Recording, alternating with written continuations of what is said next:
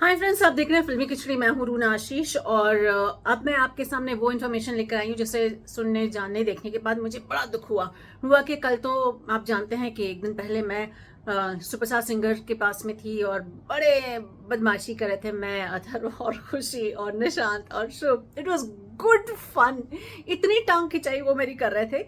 वो सब चीज़ें देखकर मैं आई और फिर मैंने आप लोगों के कुछ अपडेट्स देखे पवनदीप के बारे में। वो तबला बजा रहे हैं। मैं थोड़े चिंतित हो गई। मैंने कहा यार ये क्यों भेजा है। फिर जब वापस से आप में से किसी ने पूछा कि पवनदीप को हाथ में लग गई, मैंने कहा ये कब हो गया, ऐसे कैसे हो गया कि मुझसे ये सब बातें मिस हो गई। मैंने कहा यार मैं तो भयानक बिजी चल रही थी। एक दो दिन कभी कभी ऐसा हो जाता है, लेकिन आप जैसे प्यारे प्यारे फैंस मुझे हमेशा you always give me that push way I can work much better as a journalist. तो धन्यवाद उन सभी लोगों का जिन लोगों ने मुझसे ये सवाल पूछा। और फिर मैंने रूपजीत का जो एक पोस्ट है, मतलब स्टोरी डाली है, उसमें देखा और उसमें लिखा था कि पवनदीप के हाथ में लगी हुई है। मतलब वो तबला बजा रहे थे और फिर भी हाथ में लगी होने के बावजूद भी वो तबला बजा रहे थे।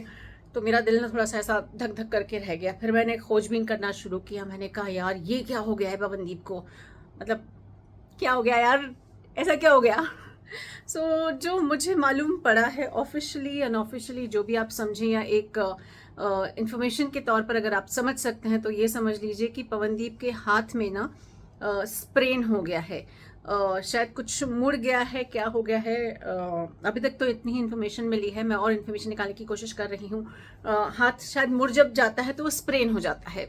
तो मसल्स, जो हैंड मसल्स रहती हैं, मेरे हिसाब से थोड़ा सा उसके ऊपर इम्पैक्ट आया हुआ है और इसके लिए पवनदीप ने उसमें बैंडेज लगाया हुआ है।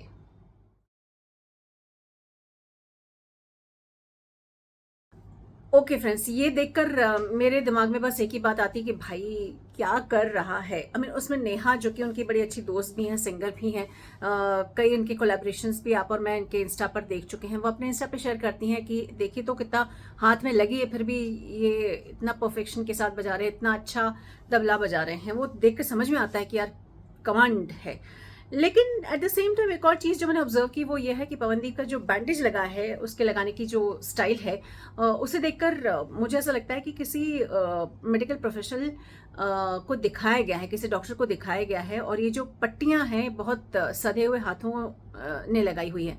आई मीन मैं तो हर दूसरे तीसरे दिन, महीने, 3 साल में पाँव तोड़ती रहती हूँ, तो मुझे मालूम है कि वो पट्टी कितने अच्छे से लगाई गई है, बहुत पक्के तौर पर से लगाई गई है ताकि हीलिंग का टाइम मिल सके। तो ये जस्ट एक स्प्रेन है, मसल स्प्रेन हुआ है।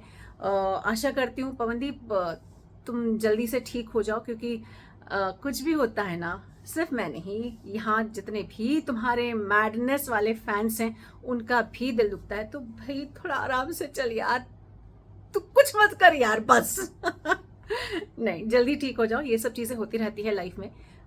कभी कुछ हो जाता है, कभी कुछ हो जाता है, और इसी का नाम जिंदगी है। लेकिन इसका मतलब ये है कि अब अच्छे से खाना पीना, हाथ को आराम देना और जल्दी ठीक हो जाना। चलिए फ्रेंड्स, आप भी गेट वेल सून कह दीजिए अपने पवनदीप को, और क्या। जय हिंद।